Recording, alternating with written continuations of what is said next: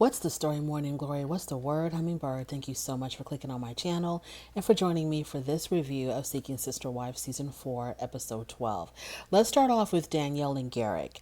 So Danielle and Garrick, they are still in Brazil with Roberta, and all three of them are, well, all four of them, because the interpreter is there as well.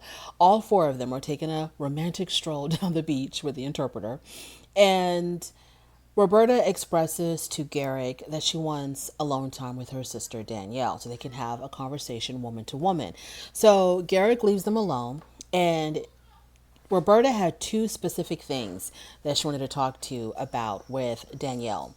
Thing number one, she asked Danielle if her heart was really into this whole plural relationship. And Danielle says that in the beginning it was very hard for her. And then Roberta asked her, well, why didn't you say anything if it was difficult for you?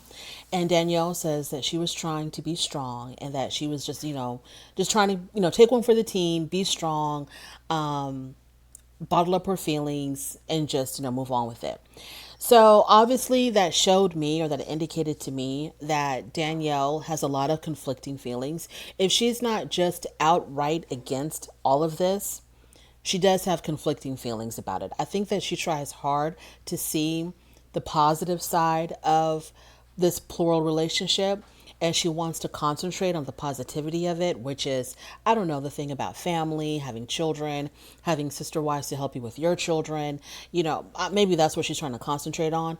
But I think that she's fighting her real true feelings of jealousy and insecurity and, watching or possibly losing her husband to another woman. So she's really struggling. But when she said that she was just trying to be strong, to me, that was like a blatant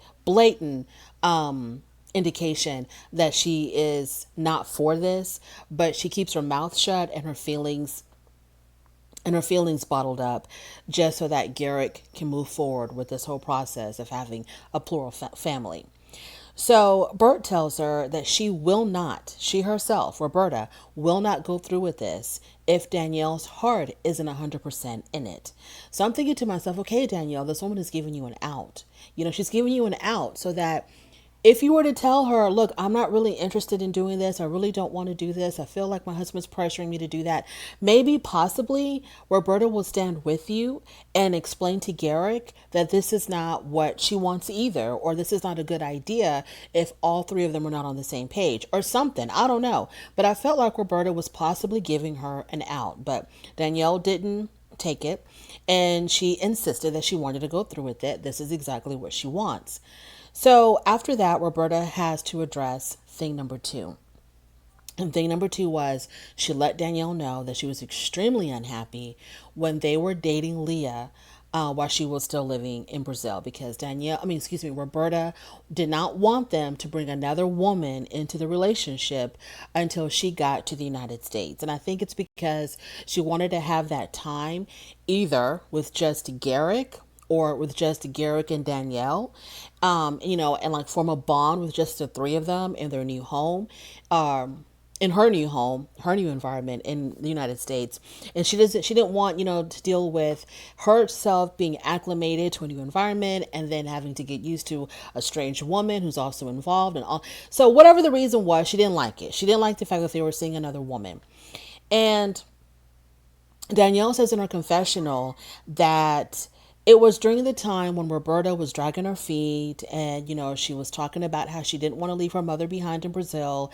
So they figured, or they assumed, that she wasn't serious about coming to the United States. And so they were moving on with Leah. Now, when we were watching the Leah segments, I did not get the impression that they were done with Roberta and they were moving on without her because Roberta was taking forever to make up her mind on whether or not she wanted to come to the United States. I didn't get that impression. The impression that I got was that that they had met Leah, they were dating Leah, and they wanted her to be, part of this whole situation. And they still wanted Roberta to be a part of it as well because they were introducing Leah to Roberta. And you know how Danielle was doing that overexcitement, over exuberant. Oh my God, I want you to say hi to Leah. Leah's here, Roberta. Say hi to Leah. Talk to Leah. She was acting all that fake excitement. because not fake, she really was happy for them to meet because she really wanted to see the look of pain and jealousy on Roberta's face, because I felt like Danielle was hoping that with Leah in the picture that maybe Roberta would end everything with Garrick. Okay, that's what I'm thinking. So so my impression was that Roberta and Leah, they were both going to be joining the family at around the same time. I never got the impression that they were choosing Leah because Roberta didn't want to be with them anymore. But that's what she said in her confessional, that, she was dragging her feet about coming to the United States. So they moved on and found somebody else. So Danielle thinks that maybe this was hilarious. Danielle thinks that maybe Roberta wasn't comfortable with Leah or any other person they might have been dating because she was having insecurity. She was feeling insecure. And I'm like, well, it takes one to know one, Danielle, because you exude a lot of insecurity that you try to just, cover it up and try to, fake the funk and make it look like, you're so happy that your husband is falling for another woman and you're going to be sharing your husband with another woman. But it seems like you yourself are insecure because you're constantly crying the whole entire time that Danielle has been in Brazil. She has been on the verge of a nervous breakdown or something. And this is exactly how it was when they traveled to Mexico to meet with Roberta for the first time. She was an emotional wreck then, and she's an emotional wreck now, and she's always an emotional wreck when they're in the physical presence of Roberta. So it's funny how she's trying to call out Roberta for being insecure when she's the epitome of insecurity when it comes to Garrick.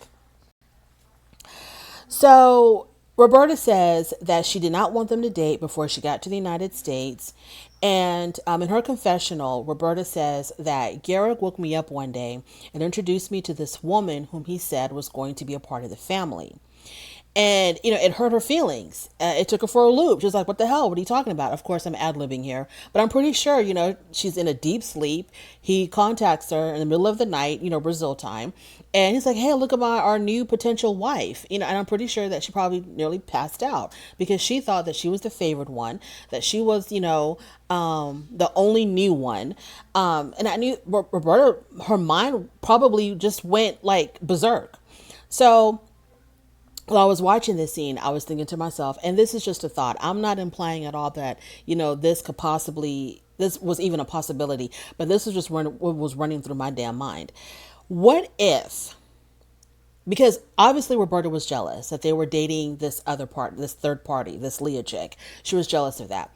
What if Leah, excuse me, let me rewind. What if Danielle was using Leah to incite this jealousy in Roberta, hoping that Roberta would be so jealous that she would break up with them and just completely get out of their lives because she couldn't take it.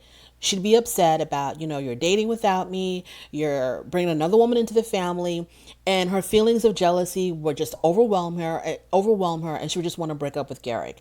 So this is like a way for Danielle to use Leah to get rid of Roberta. And what if, on the other hand, Garrick was using Leah to incite jealousy in Roberta to get her to hurry up and come to the United States because Roberta was dragging her damn feet. So maybe in Garrick's mind, because she said that in the middle of the night, Garrick contacted her and let her know that there was this other woman that they were dating that was going to be a possible addition to their family.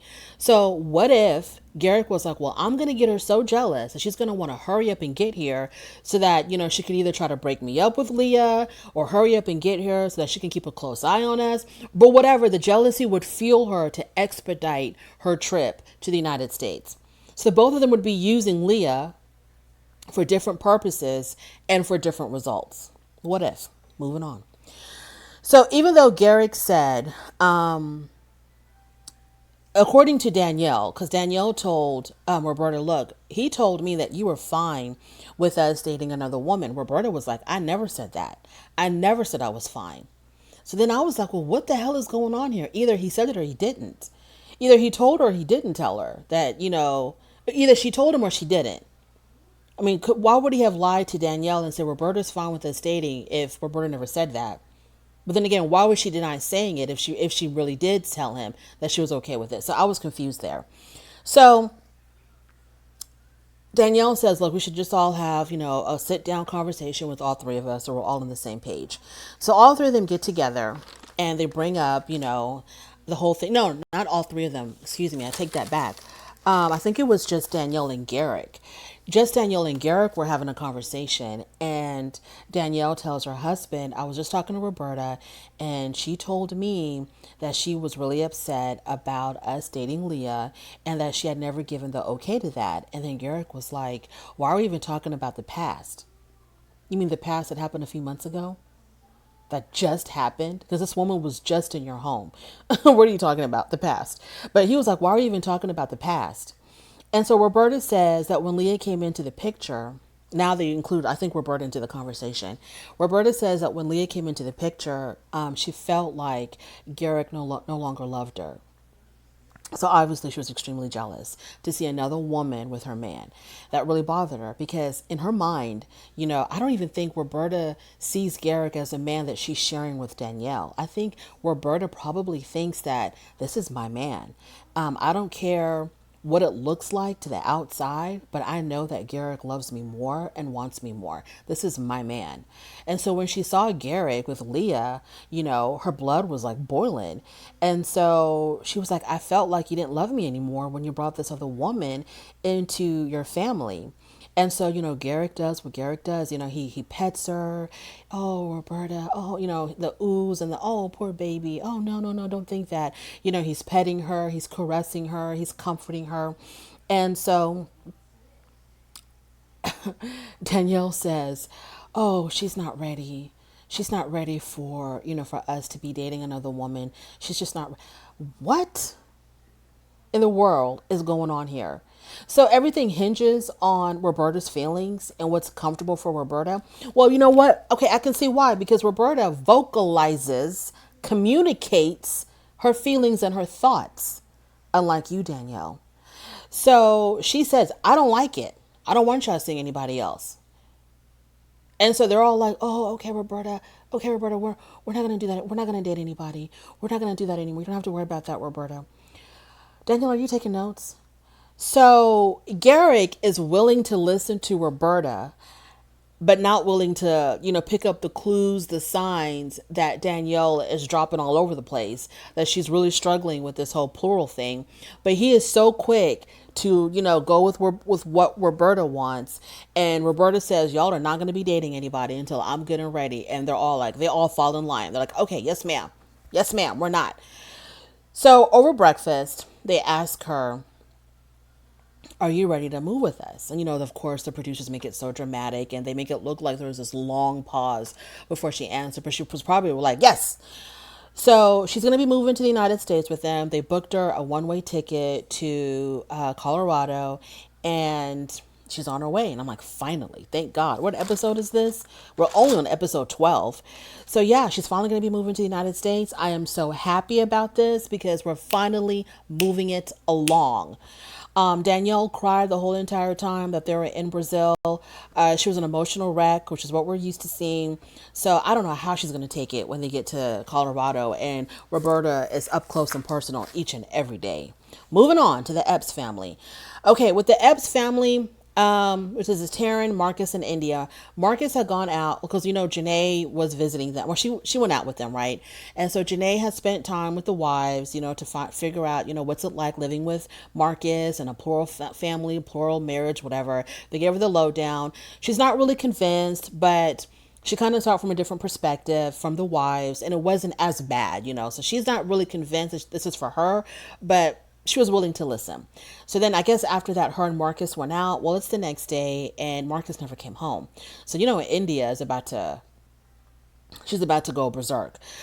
Her man didn't come home and she's pissed off. And Taryn is like, yeah, he should have come home. Taryn is so chill with it. I think the reason why Taryn tolerates Marcus's ways better than India does, I think because Taryn is used to it. I think when her and Marcus were married, just the two of them, she was going through a lot with this man and he was probably acting a damn fool, and that's why she left him. So she's probably like, this is just Marcus being Marcus, to hell with it all. This is just how he is. I'm used to it. I had to deal with it for however many years. So, I'm okay with it. But India is upset. She's, angry, emotional, whatever. So he walks in and, As soon as he walks in, nothing happened. Okay, nothing happened. I didn't do nothing. Nothing happened. And so India was like, well, so disrespectful. She's like, I'm not even saying that anything happened. But that's the whole point, right? That's why you're upset, because you think something happened. But India's like, it's not even about whether or not anything happened. I'm not even accusing you of doing anything with her. It's just disrespectful that you're coming home the next morning and you got a whole family here and you didn't call, blah, blah, blah. He said he fell asleep. Whatever. I don't care. It doesn't even really matter. He said he fell asleep. And then they started arguing about location. Him and India started arguing about, I don't even know where your location is, and I couldn't call you and you didn't call us, and blah, blah, blah. And he was like, I'm sorry I fell asleep and you do know my location. She's like, no, I don't know your location. And then Marcus says, well, there's something wrong with your phone then if you don't have my location, because I gave you my location. And she's like, exactly. If there's something wrong with my phone, that means I don't have your location. Girl, are you serious? You are losing precious, precious sleep, worrying about what this short little man is doing in the middle of the night. Girl, are you serious? Because there's no way I'm going to lose my precious sleep worrying about another grown person. I don't give a damn who the hell it is. Not my husband, not my parents, nobody. The only one who will make me lose sleep are my children. That's it. Other than that, if I know where my kids are and I know that they're safe, honey, I am asleep, snoring, drooling, all of that. I am not going to lose my sleep worrying about what another grown person is or isn't. I'm just not going to do it. Sleep is just too precious. And it's so hard to come by when you're an adult and you have responsibilities. So moving on. So they're going back and forth. So then Taryn was acting like a mediator between the two of them, right? You know, she's like, wait a minute, hold on. Do you hear what he said? Wait a minute. Do you hear what she was acting like a damn mediator? So what he does is to calm them down, he gives them kisses. So he gets up, he kisses Taryn, he kisses India.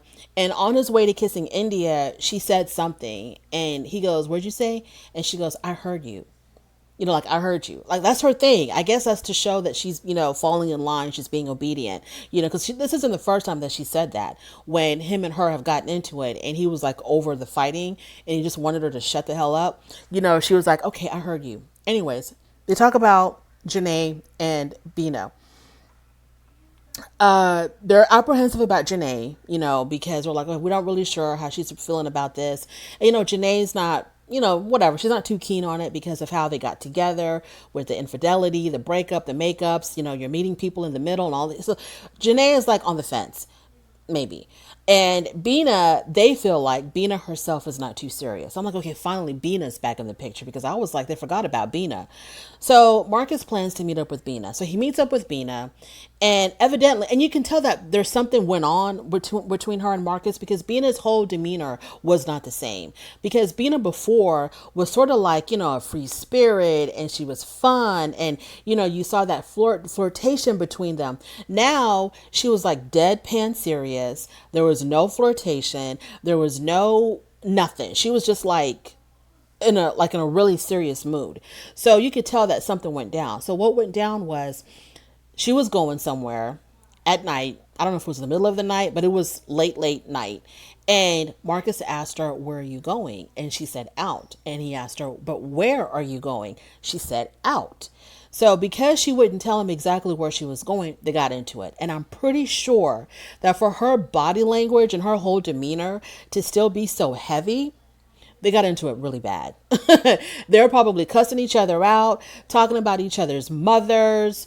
I mean, just, I bet it was crazy the way that they were arguing. Because she says that she doesn't back down. She says that she has a backbone and she's not going to let someone control her. And so he told her, I don't have a problem with you going anywhere at any time you want. But my problem is if I ask you where you're going, you need to tell me.